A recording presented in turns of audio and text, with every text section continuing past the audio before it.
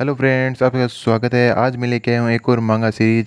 मैं इस है ना चैप्टर को दोबारा से अपलोड कर रहा हूँ क्योंकि पहले जो चैप्टर मैंने अपलोड किया था वो काफ़ी है ना मेरे को सेटिस्फाई नहीं कर रहा था और उसमें काफ़ी प्रॉब्लम भी आ रही थी। उसमें वॉइस वगैरह भी कम थी, इसलिए मैं इसे इस एपिसोड को दोबारा से री अपलोड कर रहा हूँ। और बाकी इसके है ना 54 एपिसोड पहले भी आ चुके हैं, आप प्ले लिस्ट में जाके चेक कर सकते हैं।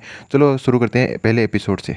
हम देखते हैं कि ये दो जो मेड होती है आपस में बात करती है कि क्या तुमने इस बात को नोटिस किया, जो यंग मास्टर है उन्होंने मेरी तरफ देखा और स्माइल की। और है ना वो बहुत ही मुश्किल से है ना इस प्रकार का व्यवहार करते हैं और मैंने इसे आंखों से देखा, फिर भी मुझे इस बात पे विश्वास नहीं हो रहा है। और मैंने तो सुना है कि वो है ना काफ़ी टाइम से है ना कड़ी मेहनत कर रहे हैं और जो ट्रेनिंग एरिया है उसके अंदर भी जा रहे हैं और पिछले एक वीक से कंटिन्यूसली वो है ना ट्रेनिंग कर रहे हैं। क्या ये वाकई में पॉसिबल है? हमने तो पहले है ना इस प्रकार का व्यवहार में चेंज उसके बारे में सुना नहीं, हमेशा उसकी जो है ना नेगेटिव चीज़ें वही सुनी है।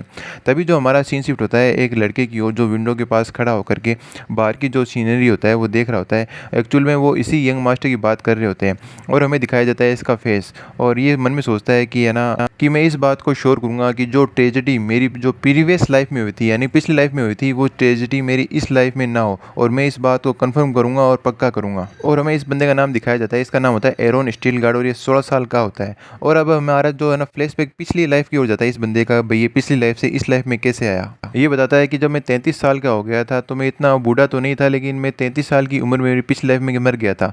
फिर हमें एक वेयर हाउस या एक घर दिखाया जाता है जिसमें से बहुत ज़्यादा चिल्लाने की आवाज़ आ रही होती है। और है ना यहाँ पे और कोई नहीं, वही बंदा होता है, यानी एरोन का बात हो रहा है जब वो 33 साल का था। और उसे यहाँ पे बहुत ही बुरी तरह से टॉर्चर किया जा रहा होता है किसी बंदे की तरह। और हम देखते हैं उसके पूरे कपड़े खून से लिथबत होते हैं। और फिर वो हमें बताने लगता है कि मैं ना बहुत ही प्रीशियस फैमिली, यानी जो स्टीनगार्ड फैमिली थी उसके अंदर जन्म लिया था। और जो उत्तर का जो नोवानो क्षेत्र था उसे हम जनरेशन से जनरेशन है ना ओन करते थे।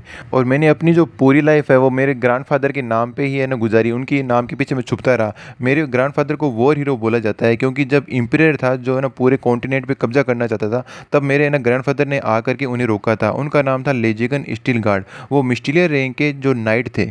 और उसके बाद में मेरे फादर जो वाकई में एक बहुत ही अच्छे नाइट थे और उनका नाम था लेवार्डन स्टीनगार्ड, और वो हीरोइक रैंक के नाइट थे।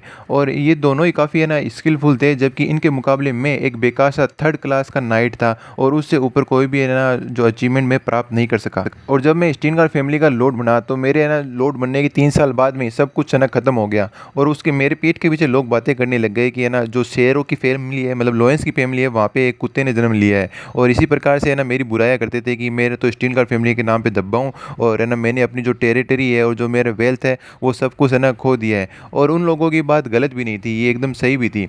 और है ना और अंत समय में वो लोग मेरे ना एक भिखारी से भी तुलना करने लगे थे कि जो भिखारी होता है उसकी स्थिति भी है ना मुझसे अच्छी होती है। और मेरे पे है ना हंसा करते थे। और ये बात मेरे को है ना बहुत ही ज़्यादा बुरी लगती थी, लेकिन मैं उस परिस्थिति में कुछ कर भी नहीं सकता था क्योंकि उन्होंने जो भी मेरे बारे में बोला था वो सभी बातें सच थी।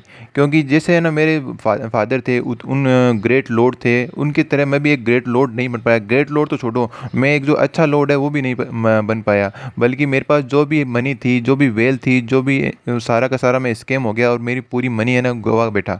और जो भी मेरे पास लैंड थी वो सारी लैंड मेरा एक दुश्मन जो काउंट था उसने पूरी पूरी मेरी लैंड पूरी मेरी लैंड पे कब्जा कर लिया। वो मेरे बचपन का दुश्मन था।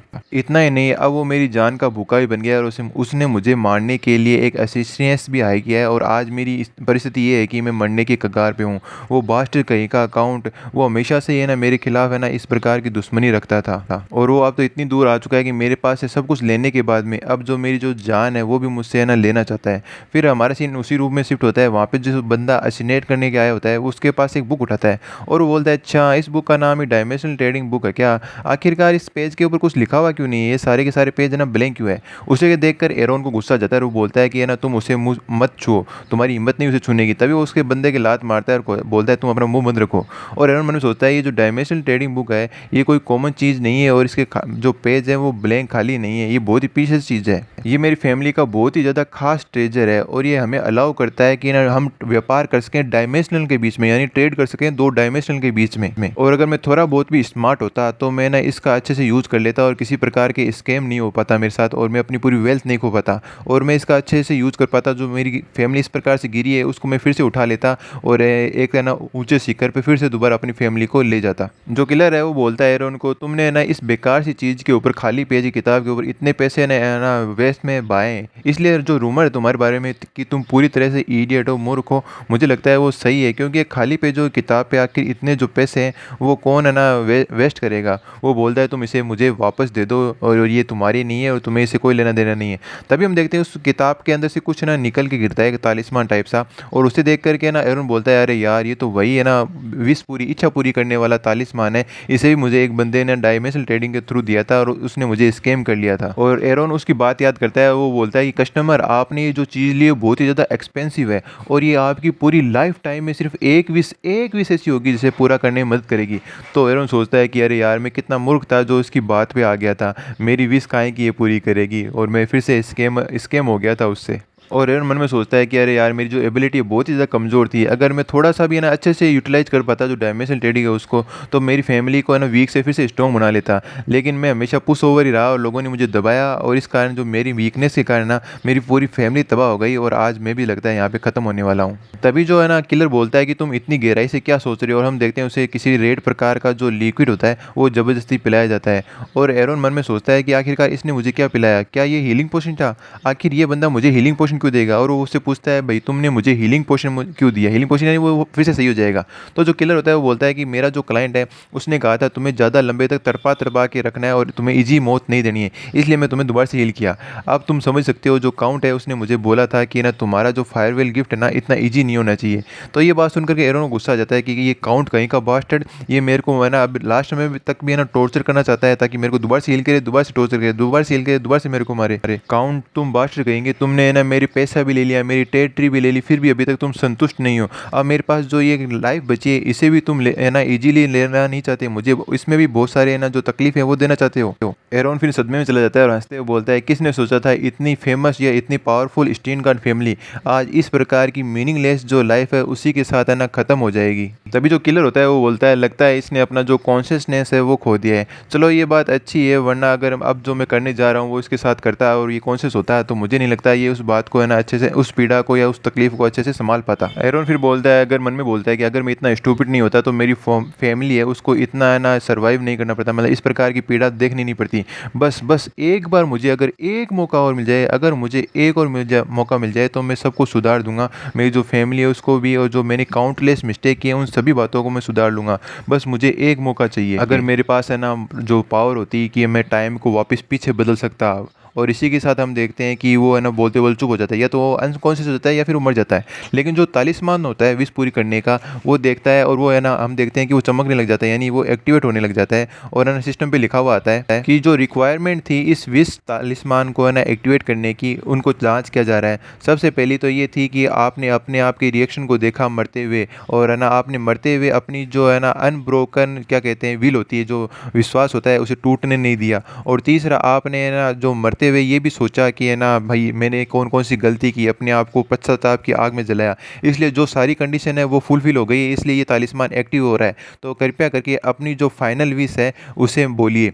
तो हम देखते हैं एरोन या तो अनकॉन्शियस हो चुका है या फिर यहाँ पे मर चुका है, तो वो है ना कुछ बोल नहीं पाता क्योंकि उसे होश नहीं होता है या फिर वो मर चुका होता है। और सिस्टम कुछ देर वेट करता है, फिर बोलता है system error, system error, system को किसी भी प्रकार की विश नहीं मिल रही क्योंकि जो सामने वाला बंदा है कुछ बोल नहीं रहा है, इसलिए उसकी जो भी है ना डाटा हमें प्रोवाइड किया गया है उसको एनालिसिस किया जा रहा है, उसके आधार पे देखा जाएगा कि उसने कौन सी विश मांगी थी। और हम देखते हैं कि वो डाटा को है ना सिस्टम एनालिसिस करता है और बोलता है तुमने 3 प्रकार की जो है ना विश है मांगी है जो हमारी कैलकुलेशन के अनुसार, और तुमने अलग से एक कोई विश मांगी नहीं है, इसलिए तुम्हारी जितनी भी विश है सारी की सारी है ना विश पूरी की जाती है। फिर हम है ना तेज़ रोशनी देखते हैं, बहुत तेज़ लाइट देते हैं, और फिर हमारा सीन शिफ्ट होता है एरोन के वर्तमान की ओर। ये पहली बार है ना वापस टाइम में आकर के उठता है और काफ़ी है ना सरप्राइज हो जाता है। और हम देखते हैं एरोन जो अपने रूम के अंदर अपने बेड के ऊपर होता है और वो फटाफट उठता है और काफ़ी हैरान होता है चारों ओर कि आखिरकार ये क्या हो रहा है, क्योंकि अभी कुछ देर पहले ही तो वो मरा होता है। और वो बोलता है ये पैलेस तो मेरा जाना हुआ लग रहा है, ये देखा हुआ लग रहा है, ये खिड़की, ये विंडो, ये बेड, ये सारी चीज़ें मुझे काफ़ी है ना जो जानी पहचानी लग रही है। लेकिन अभी कुछ सेकंड पहले तो मैं ना एक जो असिस्टेंस है उसके द्वारा मरने ही वाला था, लेकिन अभी मैं यहाँ पे क्या कर रहा हूँ? तभी हम देखते हैं उसके गेट पे न दस्तक होती है कि ये मैं एजेल हूँ, क्या मैं अंदर आ सकती हूँ? तो एरॉन भी एजेल का नाम सुनता है और उसे अंदर आने की है ना अनुमति दे देता है और मन में सोचता है कि जहाँ तक मुझे याद है एजेल वही पर्सन है जिसने है ना मेरे है ना काफ़ी टाइम तक है ना जो नौकर का काम किया था, सर्वेंट का काम किया था। और एजेल आकर के ग्रीट करती है और बोलती है यंग मास्टर जो कैप्टन है आपको ढूँढ रहे हैं। और एरॉन उसको देखकर काफ़ी ज़्यादा चौंक जाता है और वो मन में सोचता है क्या वाक़ई ये एजेल है? फिर एरॉन सोचता है कि ये फ़ैमिलियर बेडरूम और ये जगह है और ये सारे की सारी याददाश्त, ये मेमोरीज़, अब मुझे तुम लोग ये मत कहना, मतलब वो मन में ऐसे सोचता है। फिर वो एजल से पूछता है पहले कि एजल तुम पहले मेरे को ये बताओ मेरी जो एज है अभी वो कितनी है? एक्चुअली एरॉन का प्रीवियस लाइफ के अंदर है ना सभी लोगों से व्यवहार बहुत ही बुरा था, तो इसलिए है ना वो है ना नौकरियाँ डर जाती है और बोलती है मुझे माफ़ करना यंग मास्टर, आप अभी 16 साल के हुए हैं। और वो मन में सोचती है आखिरकार इन्होंने इतना सडन है ना अचानक से क्वेश्चन क्यों पूछा, इतना बेसिक सा क्वेश्चन क्यों पूछा? और हम देखते हैं एरॉन जा कर के जो एजल के गले लग जाता है और मन में काफ़ी खुश होता है कि मुझे बिलीव नहीं हो रहा, मैं बिलीव ही नहीं कर सकता कि मैं टाइम में 17 साल पीछे आ गया हूँ। और वो एजल के जा कर के काफ़ी है ना अच्छे से गले लग जाता है, उसे इतनी खुशी हो रही होती है और वो उससे पूछता है तुम वाकई में एजल हो ना, मैं सही बोल रहा हूँ ना? तो एजल भी बोलती है मुझे माफ़ करना, क्या यंग मास्टर क्या आपको कोई बहुत बुरा सपना आया था? तो एरॉन भी अपने जो आँख से आंसू निकल रहे होते हैं उन्हें पूछता है और बोलता है कि जैसे ही मेरी फैमिली में ने सभी ने मुझे अबोर्डेंट कर दिया था, सपोर्ट करना बंद कर दिया था, तो एजल ही एक सी व्यक्ति थी जिसने ना मुझे अंत तक सपोर्ट किया था। तो है ना एरॉन एजल को बोलता है थैंक यू सो मच एजल। तो पिछली लाइफ में इसका व्यवहार अलग था, तो उसकी ये बात सुन करके तो एजल के तो तोते ही उड़ जाते हैं और मन में सोचती है कि यार ये यंग मास्टर का कौन सा ह्यूमिलेट करने का तरीका है, अब पता नहीं वो आगे क्या करेंगे। तो वो डरने लग जाती है और अपने घुटनों पे आ जाती है और बोलती है मुझे माफ़ कर दीजिए यंग मास्टर, मुझे नहीं पता मैंने कौन सी गलती की है, तो आप मुझे जैसे ही बताएंगे ना मैं अपनी जो गलती है उसे सही कर लूँगी, इसलिए मुझे माफ़ कर दीजिए। और एरन बोलता है एजल एजल तुम्हें ऐसा करने की कोई जरूरत नहीं है, तुमने कोई गलती नहीं की है। और वो मन में सोचता है लगता है मैंने ये पूरी पिछली अपनी जो लाइफ है इसी प्रकार से जी है। और उसे एक फ्लैशबैक याद आता है कि है ना एजल आई होती है, उसे बोलती है कि कैप्टन ने आपको बुलाया है, याद किया ट्रेनिंग के लिए। तो है ना एरन उसको घूरते हुए बोलता है कि क्या तुमसे ये छोटा सा काम भी नहीं हो सकता, तुम क्या इतना छोटा सा काम भी नहीं कह सकती कि ना तुम मेरी जो ट्रेनिंग है उसको टास्क को, मतलब इसी प्रकार से उसे नॉर्मली टॉर्चर ये बातों से है ना चिढ़ाना वगैरह ऐसे किया करता था। तो एरन बोलता है ठीक है एजल इन बातों को छोड़ो, तुम तो ये बताओ तुम आखिरकार यहाँ पे क्यों आए हो? तो एजल होती है बोलती है कि जो कैप्टन है वो आपको ढूंढ रहे थे, उन्होंने कहा था कि आपने ना कल की जो अपनी ट्रेनिंग है वो भी मिस कर दी, इसलिए आपको है ना आज की ट्रेनिंग के लिए बुला रहे हैं। एरन बोलता है ठीक है तो मैं अभी जा करके उनसे मिलता हूँ। और ये सुन करके एजल भी चौंक जाती है क्या, और बोलती है माफ़ कीजिएगा मैंने ढंग से सुना नहीं। तो एरन बोलता है तुम ये बताओ मेरी स्वॉर्ड कहाँ पे है और तुम इस प्रकार की वियर्ड है ना एक्टिंग क्यों कर रही हो, क्या तुम नहीं चाहती कि मैं ट्रेनिंग में जाऊँ? तो एजल बोलती है नहीं नहीं यंग मास्टर आप बिल्कुल बिल्कुल जाइए। फिर हम देखते हैं एरन अपनी जो शर्ट वगैरह होती है पहनता है और वो मन में सोचता है कि अब मुझे नहीं पता मेरे साथ क्या हुआ और मैं वापस है ना जो इस लाइफ में कैसे आ गया, लेकिन मेरे को अनदर चांस मिला है, तो मैं इस लाइफ को है ना जो पिछली लाइफ है ना उसके मुकाबले है ना चेंज कर दूंगा बिल्कुल भी, और उस प्रकार का जो टाइम है वो जो दोबारा से इस फैमिली में नहीं आने दूंगा, और अपना जो राइज है फैमिली का भी राइज करूंगा और खुद ही खुद जो स्टीन गार्ड फैमिली है उसका भी राइज करूंगा,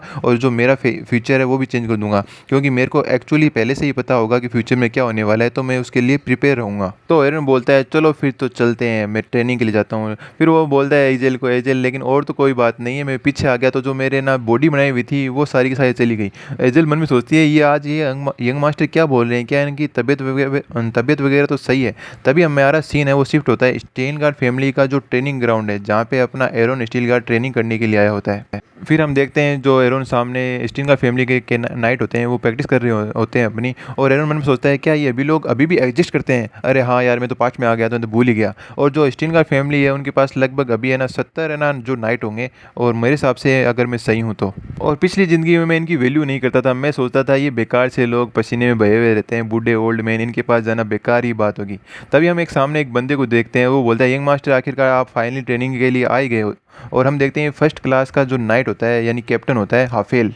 फिर एरन कैप्टन बोलता है कैप्टन मैं माफ़ी चाहूँगा, बस थोड़ा थोड़ा सा ही तो मैं लेट हुआ हूँ उसके लिए। इस बात से कैप्टन गुस्सा हो जाते हैं, ये देख कर एरन मन सोचता है कि चलो कैप्टन तो सेम है। और हम देखते हैं कैप्टन काफ़ी गुस्से में बोलता है चलो यंग मास्टर इस बात को छोड़िए, आपने मेरे को प्रॉमिस किया था कि आपने ये कल है ना जो अपनी ट्रेनिंग नहीं की थी, इसलिए आज जो आप ट्रेनिंग करेंगे वो डबल करेंगे। अब आपको 50 है ना ग्राउंड के चक्कर लगाने हैं और अपनी जो सोड है उसको 1000 बार घुमानी है और 1000 बार स्टेप करनी है, इसलिए आप अपने है ना इसको ईजी टास्क में समझिए और आपको इसे पूरा करना ही होगा। तो एरन बोलता है है यस कैप्टन मैं इसे पूरा करूँगा। और है ना कैप्टन ने सोचा होता है वो है ना कोई बहाना मारेगा, इसलिए वो डाँटने वाला होता है, लेकिन वो भी चौंक जाता है, क्या यंग मास्टर ने कहा कि मैं ना इसे कर लूँगा? और एरन बोलता है तो मैं क्या इसे अभी शुरू कर दूँ मेरी जो ट्रेनिंग है? तो जो है ना कैप्टन होता है वो बोलता है कि हाँ बिल्कुल तुम शुरू कर सकते हो। और हम देखते हैं कि थोड़ी देर बाद में एरन अपनी जी जान लगा कर के जो प्रैक्टिस होता है उसे करने लग जाता है। जो ग्राउंड के 50 चक्कर होते हैं सबसे पहले वो वही लगाता है। एरन अपनी ट्रेनिंग करते हुए सोचता है कि जो मैं पिछली बार मैंने जो ट्रेनिंग नहीं की थी इस कारण मैं कमज़ोर रह गया था, इस बार वो गलती मैं दोबारा से नहीं करूँगा। जो 17 साल मैंने ऐसे वेस्ट किए थे, इसलिए ना मैं इस बार जो ट्रेनिंग है वो पूरी करूँगा और जो आने वाले चैलेंज है उनको भी कंप्लीट करूँगा। और हम देखते हैं उसकी जो विल पावर होती है काफ़ी अच्छी स्ट्रॉन्ग हो जाती है और वो अपनी जो ट्रेनिंग होता है उसे कंटिन्यूअसली करता रहता है। और एरन बोलता है चलो मुझे अपना जो फ्यूचर है वो तो पता ही है, तो मैं उस अकॉर्डिंग ही काम करूँगा और मैं अपने आप को बुली नहीं होने दूँगा। और हम देखते हैं वो उसने जो लैप होते हैं वो पूरे कर लिए होते हैं, अब जो शॉट वाली प्रैक्टिस होता है वो पूरी करने लगता है। और हम देखते हैं कंटिन्यू करते करते है ना जो ऑब्जर्व करता है अपना जो नाइट होता है वो भी चौंक जाता है, यार आज तो काफ़ी मेहनत कर रहा है जो हमारा यंग मास्टर है वो। और हम देखते हैं एरन ने फटाफट जो अपनी स्विंग होती है स्टेप करने वाले पे आ गया होता है, लास्ट जो उसको ट्रेनिंग दी होती है, और वो बोलता है 9,999 और ये 1,000 1,000 बोलते हैं। हम देखते हैं वो पूरा थक करके नीचे ज़मीन पे बैठ जाता है, क्योंकि उसने कंटिन्यूसली काफ़ी अच्छी जो क्या कहते हैं प्रैक्टिस की होती है, ट्रेनिंग की होती है, और वो है ना लंबी लंबी सांसें लेने लगता है और सोचता है मैंने जीवन में पहली बार अपनी जो ट्रेनिंग है वो पूरी की है। यार ये तो थोड़ा मुश्किल तो है, लेकिन आखिरकार मैं इसे कर ही सकता हूँ, इतनी मुश्किल नहीं है। और जो मेरी प्रीवियस लाइफ में मेरी जो कमजोरी थी स्टेमिना, मुझे उससे बढ़ाना होगा और मुझे अपनी पावर को भी बढ़ाना होगा। तभी उसके सामने एक है ना जो सिस्टम आता है कि एक न्यू यूजर है वो डिटेक्ट किया गया है, क्या आप जो डायमेंशनल ट्रेडिंग है उसे एक्सेप्ट करते हैं या रिजेक्ट करते हैं? ये देख करके एरन भी चौंक जाता है, क्या? और हम देखते हैं कि एरन पीछे की तरफ होने लगता है, अरे भाई ये चीज़ मेरे सामने क्या आ गई? और इसे देख करके जो है ना कैप्टन होता है वो भी चौंक जाता है, यंग मास्टर आप है ना ठीक तो हैं? तभी है ना जो एरन होता है वो पूछता है कि कैप्टन हाफेल, क्या आपको है ना ये जो हवा में फ्लोटिंग हो रही है चीज़ ये दिखाई नहीं दे रही है? तो ये सुनकर कैप्टन बोलता है कि मुझे लगता है कि आप कुछ है ना पता नहीं अजीबोगरीबी बातें कर रहे हैं, लगता है आपने कुछ ज़्यादा ही है ना ट्रेनिंग कर ली है, तो आप थोड़ी देर रेस्ट कीजिए। तो एरन पूछता है क्या आपको वाकई में ये चीज़ नहीं दिख रही?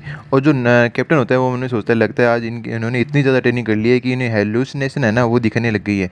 और एरन मन में सोचता है, लगता है कि ये जो हवा में चीज़ तैर रही है इसे सिर्फ मैं ही देख सकता हूँ। और जो डायमेंशनल ट्रेडिंग है मुझे लगा था वो एक बुक के रूप में होती है, लेकिन ये मुझे पता नहीं ये जो मेरे को 3D इमेज है या फिर ये जो इल्यूजनरी टाइप है ये मुझे क्यों दिख रही है। चलो जो भी हो, अगर ये डायमेंशनल ट्रेडिंग बुक है तो मैं इसे ना बिल्कुल भी एक्सेप्ट करूँगा। तभी है ना वो एक्सेप्ट करता है, तो हम देखते हैं उसके सामने है ना बुक टाइप का एक जो इल्यूजन टाइप में या मतलब कुछ आ जाता है, ऐसा इमेज आ जाती है एक। है ना सोचता है ये तो वाकई मुझे एक डायमेंशनल ट्रेडिंग बुक है वो दिख रही है, लेकिन ये तो एक बुक की शक्ल में होनी चाहिए थी, ये हो भी कैसे सकता है, ये है ना मुझे ऐसे क्यों दिख रही है? तभी जो कैप्टन होता है वो बोलता है यंग मास्टर यंग मास्टर। और है ना एरो ना थोड़ा उसके अंदर खोया हुआ होता है, तो उसका ध्यान है ना कैप्टन की बातों पे नहीं होता। कैप्टन आगे बोलता है कि आपने क्या अपनी जो कॉन्शियसनेस है वापस प्राप्त कर ली है? आप अभी है ना अजीब व गरीब जो चीज़ें हैं वो बोल रहे थे, आखिरकार आप है ना किस चीज़ के बारे में हड़बड़ा रहे थे? क्या मैं किसी है ना हीलर को बुलाऊं? तभी है ना जो अपना एरन होता है वो बोलता है कि हाफेल मैं एकदम ठीक हूँ और मैं अब वो पहले वाला बंदा नहीं जिसे तुम जानते थे, अब मैंने अपने आप में ना काफ़ी इम्प्रूवमेंट किया है। और कैप्टन मन में सोचता है कि जो यंग मास्टर है उनका जो ओरा है वो काफ़ी चेंज हो गया है, और मुझे पता है इनके ना ब्लड के अंदर जो स्टीन का फैमिली का है वो रक्त दौड़ता है, इसीलिए इनका ओरा है ना इतना स्ट्रॉन्ग होगा। तभी जो अपना एरन होता है वो बोलता है कि ना जो कैप्टन आखिरकार मैंने अपनी ट्रेनिंग पूरी कर ली है, तो क्या मैं वापस जा सकता हूँ? तो कैप्टन भी उसे ग्रीट करता है कि हाँ प्लीज़ आप जा सकते हैं और आराम से रेस्ट कीजिए। और हम देखते हैं एरन अपने मेंशन में आता है और सोचता है कि जो हाफेल है वो मुझसे झूठ नहीं बोलेगा, इसका मतलब तो ये क्लियर है कि जो बाकी बंदे हैं वो इस चीज़ को नहीं देख सकते। तो क्या ये वाकई में है ना मेरा हेलुसिनेशन हो रहा है क्या, या फिर मुझे ही दिख रहा है ये जो चीज़ है वो रियल है, या फिर है ना मेरी कोई दिक्कत हो गई मेरे साथ? और हम देखते हैं सामने बटलर और जो मेड होते हैं वो खड़े होते हैं। बटलर आता है और बोलता है यंग मास्टर आप अपनी ट्रेनिंग पूरी कर ली है, तो आपका जो खाना है वो मैं प्रिपेयर कर दूँ क्या? तो जो एरन बोलता है नहीं नहीं मैं अभी इतना टायर्ड नहीं और मुझे भूख भी नहीं है, इसलिए मैं ना अपना खाना स्किप कर रहा हूँ। और जो बटलर होता है वो बोलता है यंग मास्टर जो ये आपकी आइज़ है उसके साथ क्या हुआ है?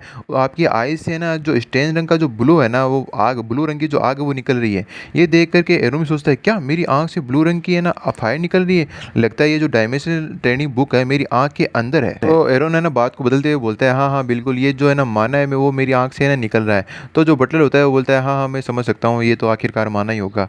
तो एरन बोलता है ठीक है, तो है ना मैं काफ़ी थक चुका हूँ और जाता हूँ, मैं जाकर के थोड़ा आराम कर लेता हूँ। और हम देखते हैं एरन अपने रूम में आ जाता है और रूम को बंद कर लेता है और सोचता है अरे नहीं यार ये क्या हो रहा है, मेरी जो आँख है उसके अंदर की साइड है ना मुझे लगता है ये जो डायमेंशनल बुक है और ये सारा का सारा मेरी आइज़ के अंदर चल रहा है, इसीलिए कोई और नहीं देख पा रहा। आखिरकार ये कोई चीज़ सेंस ही नहीं बनाती, मैं अपने है ना 17 साल पीछे आ गया और ये जो डायमेंशनल ट्रेडिंग बुक है वो भी मेरे पास इस डिजिटल रूप में आ गई। चलो ये भी अच्छी बात है, जो बटलर है उसने इसके बारे में कुछ फिगर आउट नहीं पता नहीं लगा पाया। तभी उसके सामने नोटिफिकेशन आता है कि जो आप है ना जो डायमेंशनल ट्रेडिंग है उसके अंदर कोई भी चीज़ बाय या खरीदना एक्सेप्ट करते हो, तो उसमें एक ही ऑप्शन होता है। और देख के सोचता है क्या यहाँ पे डिनाई का ऑप्शन नहीं है, खाली एक्सेप्ट का ऑप्शन ही दिया, मतलब एक ही बटन दिया हुआ है कि आप एक्सेप्ट ही कर सकते हैं, इसे ना रिजेक्ट नहीं कर सकते।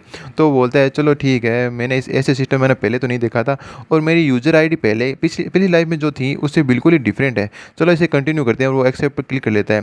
तभी उसके सामने लिखा होता है डायमेंशनल ट्रेडिंग में आपका स्वागत है, और उसका यूज़र आईडी दिया हुआ है, वो ह्यूमन होता है, उसका नाम दिया हुआ होता है, और ये जो अर्थ होती है जिस पे एरोन है वो 1342 नंबर की होती है। और हम देखते हैं उसके अंदर बहुत सारे नोटिफिकेशन आ जाते हैं कि कोई कह रहा है कि मुझे ये आइटम सेल करना है, कोई कह रहा है कि मुझे आइटम ये खरीदना है, किसी के पास हो तो मुझसे संपर्क करो। और एरोन देखता है और सोचता है कि अरे यार, अब लगता है मुझे फिर से जो लेवल 0 है वहाँ से स्टार्ट करना पड़ेगा। चलो हर चीज़ की जो डिमांड और सप्लाई है पूरे पूरे अलग अलग प्लेलिस्ट पे है, लेकिन चलो अब सिस्टम 0 है तो मुझे फिर से मेहनत करनी होगी, फिर से अपना जो लेवल अप है वो करना होगा। फिर एरोन ये देख कर के चौंक जाता है कि उसके अकाउंट में अभी भी 10 कॉइन दिखा रहे हैं, और ये तो पॉसिबल ही नहीं है क्योंकि उसके नई अकाउंट बनाया तो उसमें 0 कॉइन होने चाहिए। तो क्या जो मेरा प्रीवियस लाइफ का अकाउंट था वो यहाँ पे आ गया है? क्या ये भी पॉसिबल नहीं है क्योंकि मैं पिछली लाइफ में जो लेवल 2 का सिस्टम था वहाँ तक पहुँच चुका था। फिर एरोन सोचता है चलो छोड़ो इन बातों का, अपने पास जवाब तो मिल नहीं सकता, तो अपने जो है ना थोड़ा वार्म अप कर लेते हैं, मतलब कोई आइटम बाय कर लेते हैं। फिर हमें नहीं पता कि उसने क्या बाय किया होता है, हमें एक वीक का बाद में है ना टाइम दिखाया जाता है। वो कैप्टन के पास जाता है और बोलता है मुझे ना किसी नाइट के साथ है ना स्पेयर करना है, डुएल करना है। तो कैप्टन पूछता है तुम काफ़ी सीरियस तो हो ना इस बात के लिए? तो एरोन एकदम ब्राइट है ना स्माइल, और है ना हम उसका चेहरा देख सकते हैं कितना खुश होता है, और वो एकदम तैयार होता है और वो बोलता है यस। तो वो है ना एक है ना फेरी नाम के बंदे को बुलाता है और बोलता है यंग मास्टर के साथ ना आओ और स्पेयर करो, और अपने एक हाथ का यूज़ करना और माना का भी यूज़ मत करना। और कैप्टन है ना मन में सोचता है यार, इसे ट्रेनिंग करते हुए अभी कुछ ही दिन हुए हैं, लेकिन ये अभी से है ना जो नाइट है उसे स्पेयर करना चाहता है। ये अच्छा नहीं होगा अगर मैंने ना इसके थोड़ा सा ना ध्यान नहीं दिया, तो वरना इसका मोटिवेशन भी है ना डीमोटिवेट हो सकता है। इसलिए ना इसको थोड़ा सा ईजी है ना फाइट करवाते हैं। तो ये एरोन इधर माइंड में सोचता है यार, मेरी फाइट करा रहे हैं वो भी एक छोटे से 6 क्लास सर्किल वाले नाइट के साथ, और वो भी एक हाथ के साथ, यार ये तो मेरे प्राइड को काफ़ी ज़्यादा हर्ट हो रहा है। तो एरोन उस नाइट को बोलता है कि तुम कैप्टन की बात मत मानना और अपनी जो फुल पोटेंशियल है उसके साथ मेरा मुकाबला करना। ये सुनकर के वो नाइट है ना वो हैरान हो जाता है, और है ना इधर एरोन अपना पोज लेता है और सीधा अटैक करने के लिए तैयार होता है। और हम देखते हैं कि नाइट को समझ पाता उससे पहले ही है ना धुआंधार जो अटैक है एरोन करने लग जाता है जो सामने वाला नाइट होता है उसके ऊपर। और हम देखते हैं वो पीछे की ओर जा रहा होता है इतने खतरनाक अटैक के लिए, और मन में सोचता है कि अरे यार, मैंने सोचा था ये इजी रहेगा यंग मास्टर से लड़ने के लिए, लेकिन यंग मास्टर तो मुझे ही है ना पीछे की ओर धकेल रहे हैं। इनकी जो शॉट टेक्निक है, इनकी जो पावर है, जो वेट है, सब कुछ एकदम अच्छे से है। ये क्या ये यही वही यंग मास्टर जिन्हें मैं जानता था? और हम देखते हैं अगले ही पल ना एरोन ने उस बंदे को हरा दिया है, और वो बोलते हैं क्या आपने किसी प्रकार के मैजिकल पावर का यूज़ किया है? आखिरकार ये पॉसिबल भी कैसे है, आप मेरे को हरा सकते हैं? तो एरोन उसे बोलता है कि अपनी जो डिफेंड है उसे स्वीकार कर लो। फिर ये देख करके सभी जो मैदान में खड़े लोग होते हैं चौंक जाते हैं कि यंग मास्टर ने आखिरकार एक स्पेयर के अंदर जीत हासिल कर ली, उस बंदे को हरा दिया होता है। फिर हमारा जो है ना सीन शिफ्ट होता है एक वीक पहले की ओर। आखिरकार है ना इतना स्ट्रॉन्ग एरोन है ना एक वीक में कैसे बन गया? और हम देखते हैं एरोन के पास एक है ना गोल्ड से भरा हुआ संदूक होता है, और वो बोलता है चलो अच्छा हुआ मैंने इसे वेस्ट नहीं किया, और इस लाइफ के अंदर मैं इस चीज़ का ना अच्छे से यूज़ करूँगा और एक जो पुश ओवर है वो नहीं बनूंगा। फिर एरोन है जो डायमेंशनल ट्रेडिंग बुक होती है उसे ओपन करता है और बोलता है कि जो डायमेंशन ट्रेडिंग है उसके अंदर सबसे पहले मुझे कॉइन चाहिए कोई भी आइटम है ना बाय करने के लिए, तो मैं इस गोल्ड को एक्सचेंज करा सकता हूँ, और एक्सचेंज करा करके इसके बदले में है ना जो कॉइन है वो प्राप्त कर सकता हूँ। तो ये सोने के बदले है ना करेंसी चेंज कर देगा। तो हम देखते हैं जो डायमेंशनल ट्रेडिंग बुक होती है उसमें एक कांटा सा आ जाता है जिसके ऊपर अगर हम है ना जो गोल्ड है वो रख देंगे तो उसका वेट करके वो उस हिसाब से हमें ना उसकी तुलना में उसके बराबर में हमें कॉइन है ना वो प्रोवाइड करा देगा।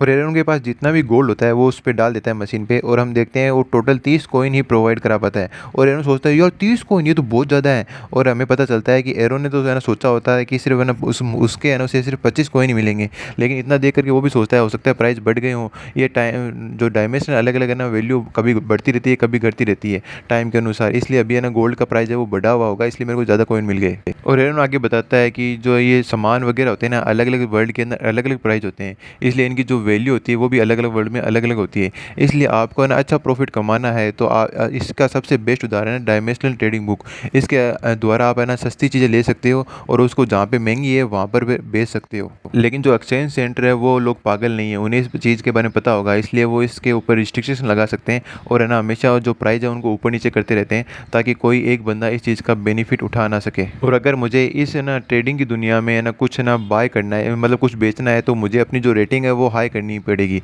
और अगर मुझे अपनी जो रेटिंग है वो हाई करनी पड़ेगी, तो मुझे जो अपनी सामग्री की जो वैल्यू है वो हाई करनी पड़ेगी। मतलब रेटिंग और वैल्यू दोनों एक दूसरे पर डिपेंड करती है। लेकिन जो सिस्टम जीरो है, इस पे जो हाई एंड की यानी हाई प्रॉफिट की कोई भी चीज़ें मिलना इम्पॉसिबल है। मतलब ये है कि जीरो लेवल के बंदों को है ना यहाँ पे कुछ भी समझा नहीं जाता, और सबसे लो ग्रेड की चीज़ें हैं वो बेची जाती है। इसलिए यहाँ पे प्रॉफिट है ना मिलना भी, प्रॉफिट बहुत ज़्यादा मिलना बहुत मुश्किल है।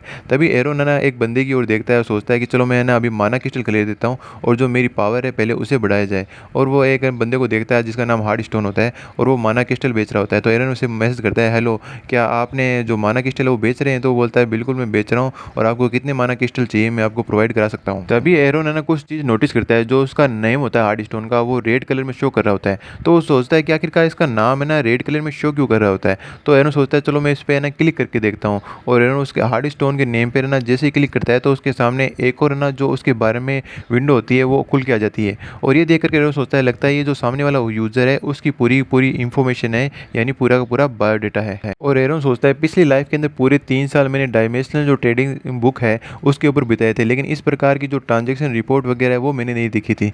चलो पहले इसे माना क्रिस्टल है उसकी रेट वगैरह पूछते हैं, फिर बाद में इस चीज़ को गौर करेंगे।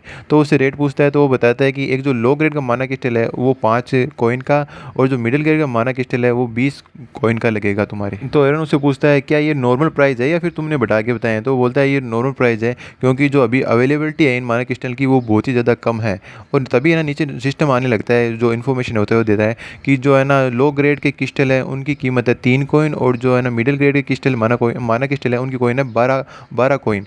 और है ना जो अभी स्टॉक है लो ग्रेड क्रिस्टल का वो बहुत सारा है, और जो मिडिल ग्रेड स्टोन है उनका माना क्रिस्टल का स्टॉक भी मिडिल लेवल पे है। और एरन देखता है अच्छा ये जो इन्फॉर्मेशन वीडियो है मुझे है ना अगर ये सही है तो ये बंदा जो मेरे सामने बैठा है ये मुझको स्कैम करने की कोशिश कर रहा है। ये ना लगभग जो है ना हर चीज़ का डबल प्राइस से मुझे है ना सेल करना चाहता है। तो एरन सीधा उसके मुंडे पे कहता है कि तुम स्कैमर कहीं के, जो लो लेवल का 3 कॉइन का जो है ना क्रिस्टल है और जो मिडिल लेवल का माना क्रिस्टल है 12 कॉइन का, तुम उसे इतने हाई प्राइस पे बेच रहे हो, तुम्हारी ये हिम्मत। ये सुनकर के वो चौंक जाता है और बोलता है क्या क्या क्या तुम ये क्या बात कर रहे हो? तुम्हारे पास कोई एविडेंस है क्या किसी बात का कि है ना जो ये प्राइस है इतना है ना हाई इतना लो है? तो वो बोलता है कि अच्छा तुम्हें है ना जो क्या कहते हैं एविडेंस चाहिए, तो जो डायमेंशनल ट्रेडिंग बुक के है ना कस्टमर केयर है वो लोग है ना इस चीज़ से पता अपने आप लगा ही लेंगे अगर मैं उनको कंप्लेंट कर देता हूँ तो। और एरोन मन में सोचता है कि जिस प्रकार से ये हिचकिचा रहा है मुझे लगता है जो इन्फॉर्मेशन मेरे सामने अभी अपीयर हुई थी वो सच है। और वो उससे बोलता है कि जो है ना एक्सचेंज सेंटर वाले हैं उसके अंदर ये पूरा दिया हुआ है कि अगर आप है ना जो आइटम है वो हाई लेवल पर सेल करते हैं तो उसके लिए भी एक सजा का प्रावधान है और एक एक्ट बना हुआ है। अच्छा तो तुम यहाँ पे एक है ना गलत इरादे के साथ ट्रेड करने के लिए आए थे, मुझे स्कैम करने के लिए आए थे। चलो मैं अभी जाता हूँ और तुम्हारे ऊपर है ना एक जो रिपोर्ट दायर करता हूँ। तो ये सुनकर के वो अपना बिहेवियर बदल लेता है और बोलता है डियर कस्टमर आप इसे अपने दिल पे मत लीजिए, मैं तो है ना बस मजाक ही कर रहा था। अगर मैं तुम्हें सच में बताऊँ तो मेरा अभी बहुत ज़्यादा घाटा चल रहा है और मेरे पास एक भी कोई नहीं है, मेरे पास खाने तक के पैसे नहीं है, मैं अपने वर्करों को है ना कुछ देने के लिए पैसे नहीं है मेरे पास। तभी एरोन के पास इस चीज़ की भी नोटिफिकेशन आ जाती है कि उसके पास 9,800 कोइन है, यानी बहुत सारा पैसा है उसके पास। और ये अपने बंदों से ना जो उसके जो माइन होती है उनके अंदर काम कराता है, उनको तब तक काम कराता है तब तक उनकी ना जो चमड़ी है जो खून के एक बूंदे ना सूख जाए, इतने टाइम तक उनको है ना काम कराता है। तो एरोन सोचता है यार ये बंदा तो फिर से झूठ बोल रहा है, ये बास्टर्ड कहेगा। और वो बोलता है अच्छा तो जो माइन है वो लोग स्ट्राइक पे चले गए हैं, तुमने मुझसे फिर से झूठ बोला। तो वो बोलता है तुम्हें कैसे पता कि वो स्ट्राइक पे नहीं गए? वो बोलता है चलो छोड़ो, मैं यार तुमसे ना कोई ट्रेड ही नहीं करना चाहता, मैं तो जाता हूँ तुम्हारी रिपोर्ट करता हूँ। तो वो बोलता है बंदा कि नहीं नहीं नहीं तुम रुको 1 मिनट, मैं तुम्हारे लिए जो प्राइस है वो आधी कर देता हूँ और तुम इसके बदले है ना मेरी जो रिपोर्ट है वो मत करना। फिर एरोन सोचता है अच्छा हाफ प्राइस यार, ये तो अच्छा सौदा है, क्या मैं इसको थोड़ा और दबाऊँ ताकि है ना ये प्राइस और नीचे कर दे? फिर एरोन सोचता है नहीं नहीं यार हो सकता है वो मेरे ही खिलाफ पड़ जाए और एक्सचेंज सेंटर वाले मुझे पे किसी प्रकार का एक्शन ले ले। तो वो उस स्कैमर को बोल देता है ठीक है मैं तैयार हूँ ट्रेड करने के लिए, और वो दोनों ने एक दूसरे के साथ ट्रेड कर लेते हैं। एरोन लो लेवल के 2 क्रिस्टल और मिडिल लेवल के 2 क्रिस्टल खरीदता है, टोटल 25 कॉइन के खरीदता है, और वो ट्रेड एक दूसरे के साथ एक्सेप्ट कर लेते हैं। तो उसके पास तो कॉइन चले जाते हैं और एरोन के पास 2 लो ग्रेड के क्रिस्टल और 2 मिडिल ग्रेड के क्रिस्टल आ जाते हैं। और एरोन है ना उन क्रिस्टल को देखते हुए बोलता है यार ये तो बुरा नहीं है, और वो इस है ना जो प्रपोजल है उसको एक्सेप्ट कर लेता है। तभी एरोन के पास नोटिफिकेशन आता है कि आपके 22.5 कॉइन डिडक्ट हुए हैं। वो एरोन सोचता है कि मेरे तो 25 कॉइन कटने चाहिए थे, तो ये 2.5 कॉइन किस बात के बचे हैं? और एरोन मन में सोचता है यार ये सेलर इन्फॉर्मेशन, ये ट्रांजेक्शन रिपोर्ट, ये इतनी सारी चीज़ें ना आखिरकार मेरे को क्यों मिल रही है? चलो इन बात से क्या फ़र्क पड़ता है, मेरा प्राइस तो कम हो रहा है, चलो मैं इसको ऐसे ही ना पुश करता रहूँगा और इससे ना कम दाम के अंदर जो आइटम है वो बाय करता रहूँगा। तो स्कैमर बोलता है अब तो तुम मेरी रिपोर्ट नहीं करोगे? तो एरोन बोलता है आगे से अगर तुम इसी प्राइस पर मुझे बेचोगे तो मैं रिपोर्ट नहीं करूँगा। तो वो कुछ बोलता है उससे पहले एरोन है ना लॉग आउट कर देता है और सोचता है चलो इसे इसी प्रकार ट्रीट करेंगे। तभी एरोन के पास एक मैसेज आता है कि आपको कैशबैक मिलते हैं 3 कॉइन के। एरोन सोचता है मेरे को कैशबैक मिला है, यार ये कौन वीआईपी आदमी है, या मेरे को वीआईपी प्रिविलेज दे दिया है जो मेरे साथ मजाक कर रहा है। छोड़ो यार, इस बात से क्या फ़र्क पड़ रहा है, मेरे को फोकट के पैसे मिल रहे हैं तो मैं क्यों मना करूँगा, आने दो। फिर एरोन सोचता है चलो मैं माना क्रिस्टल है उनको ऑब्जर्व करना शुरू कर देता हूँ, और वो देखता है कि माना क्रिस्टल ऑब्जर्व हो रहे हैं। चलो उस बंदे ने मेरे को है ना असली माना क्रिस्टल दिए हैं, किसी प्रकार का स्कैम नहीं है। और फिर अगले कुछ दिनों तक है ना उसी प्रकार एरोन है ना माना क्रिस्टल को है ना ऑब्जर्व करता रहा।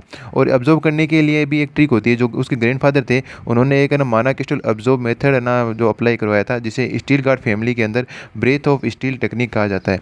इस टेक्निक को करने के लिए 2 बेसिक चीज़ की आवश्यकता होती है, एक तो मजबूत बॉडी की, दूसरा शरीर के अंदर बहुत सारा माना की। तो ये दोनों ही चीज़ मेरे लिए पॉसिबल नहीं थी, लेकिन जो मैंने हार्ड वर्क किया इन दिनों में, तो जो मेरी बॉडी है वो काफ़ी स्ट्रॉन्ग होने लगी और मेरे को है ना धीरे धीरे इस चीज़ की आदत होने लग गई। और जो दूसरी कंडीशन थी, जो माना क्रिस्टल के द्वारा मैंने अपने शरीर के अंदर पूरा माना भर लिया। इस प्रकार से ट्रेनिंग और जो माना क्रिस्टल है दोनों से दोनों कंडीशन फुलफिल हो गई। तो इसलिए ब्रीथ ऑफ स्टील की तकनीक की दोनों चीज़ें कंप्लीट होने के कारण मैंने अपने शरीर को है ना अच्छा बना लिया, और इस नाइट को हराने में मुझे कोई दिक्कत नहीं। और हम देखते हैं एरोन ने काफ़ी अच्छा सा लुक दे रहा होता है और बोलता है यार ये तो काफ़ी अच्छा लग रहा है, मुझे लग रहा है मैं काफ़ी कूल हूँ। तभी पीछे से लोग बात कर रहे होते हैं यार यंग मास्टर तो जीत गए। हाँ हमने सुना यार जो बैटल हुई थी उसके अंदर है ना उसने पूरे बंदे को एक तरफा से हटा दिया, मौका ही नहीं दिया। यार ये तो है ना मुझे लगता है कि जो 5D है यंग मास्टर के लिए वो सभी बेकार है, ये तो सोशल गैदरिंग में आते ही नहीं है, वरना ये वाकई में एक स्किलफुल इंसान है। तभी कुछ बंदे बोलते हैं यार ये तो सिर्फ मजाक के लिए ही ना बैटल की गई थी, तो है ना यंग मास्टर इतना सीरियस कैसे हो गए। लगता है ये है ना एक तरह का इडियट है, इसके पास कोई प्राइड नहीं है। आखिरकार ये इस प्रकार से एक छोटे से नाइट के लिए है ना व्यवहार कैसे कर सकता है यंग मास्टर होकर के। ये बात सुनकर के जो एरोन होता है वो सोचता है यार इन लोगों को मेरी पावर है ना एक बार फिर से दिखानी होगी। तो फिर वहाँ पे वो एक और जो नाइट होता है उसको देखता है और बोलता है मिखाइल मैं अब तुम्हारे साथ है ना स्पेयर करूंगा। मिखाइल ये सुनकर के बोलता है क्या यंग मास्टर आप मेरे बारे में बात कर रहे हैं, आप मुझसे स्पेयर करेंगे। और एरोन मन में बोलता है कि इन लोगों को दिखाने के लिए आखिरकार मैं कितना परफेक्ट हूँ, कितना पावरफुल हूँ। और इधर मिखाइल सोचता है अरे यार यंग मास्टर मुझसे लड़ना चाहते हैं। तभी हम देखते हैं वहाँ पे एक यंग लेडी आती है और बोलती है यार ये तो सुनने में काफ़ी इंटरेस्टिंग है, आखिर हमारे यंग मास्टर है ना एक डुअल करना चाहते हैं। और हमें पता चलता है ये हमारे एरोन की बड़ी सिस्टर होती है, इसका नाम होता है केरेन स्टीलगार्ड, और ये परिवार की सबसे बड़ी बेटी होती है, यानी ये सबसे बड़ी इसकी है ना सिस्टर हो गई। तो कैप्टन बोलता है ये खतरनाक हो सकता है यंग लेडी, तो है ना उसकी सिस्टर बोलती है नहीं नहीं कोई दिक्कत नहीं है, तुम्हें चिंता करने की जरूरत नहीं कैप्टन, ये छोटा सा डुअल ही है। और कैप्टन अगर तुम्हें इस बारे में इतनी ज़्यादा चिंता है तो हम इस प्रकार का डुअल करा देते हैं जिसके अंदर जो माना होता है उसका यूज़ करना हम बंद कर देंगे, ये है ना बिना माना के ही है ना इस डुअल को लड़ेंगे।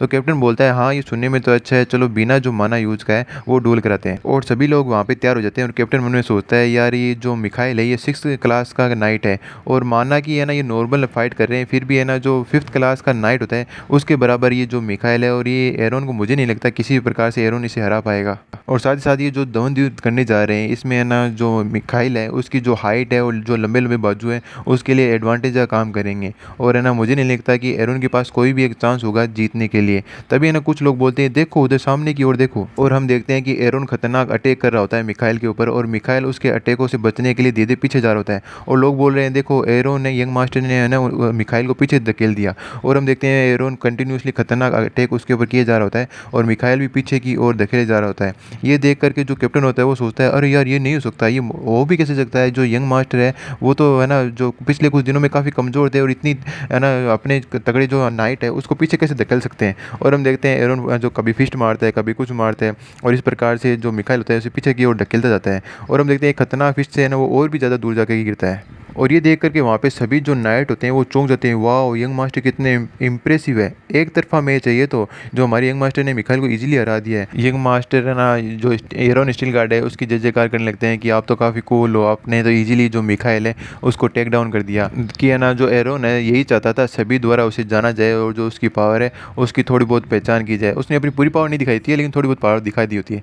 तभी है ना हम देखते हैं उसके पास उसकी जो एल्डर सिस्टर आती है और उसके सिर पर हाथ रखती है, और हम देखते हैं उसके कान के पास आकर के बोलती है कि मुझे तुम पे प्राउड है मेरे छोटे भाई, मैंने तुम्हें पहले है ना बहुत ही ज़्यादा अंडर एस्टिमेट किया था लेकिन आगे से है ना मैं तुम्हें अंडर एस्टिमेट नहीं करूँगी। और एरोन मैंने सोचता है ये तो मेरी सिस्टर है। और है ना इसी के साथ इस एपिसोड को करते हैं ख़त्म। और इसके ना 53 या 54 है ना एपिसोड पहले से ही अपलोड है। ये पहला एपिसोड में कुछ प्रॉब्लम आ रही थी वॉइस की और की, इसलिए इसको दोबारा से री अपलोड किया है। तो जिन लोगों को आगे एपिसोड देखना है तो वो जाकर के जो प्ले लिस्ट है वहाँ से वॉच आउट कर सकते हैं, और इसके आगे सीरीज कंटिन्यू है। तो इसलिए लाइक कर देना, शेयर कर देना, सब्सक्राइब कर देना, दिल में कोई बात हो तो अच्छा सा कमेंट कर देना। मिलते हैं अगले एपिसोड में, बाय बाय।